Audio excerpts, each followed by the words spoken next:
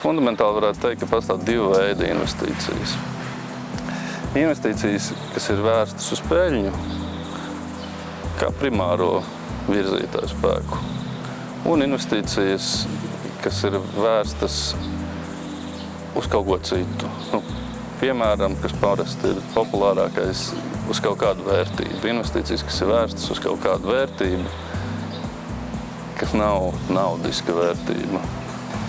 Un, ja nodarbojas ar kādu veidu investīcijām, tad visticamāk, ka šīs diva veida investīcijas piegājieni konfliktēs savā starpā. Tur vienmēr izveidosies kaut kāda berzēšanās, kaut kāds konflikts savstarpējs.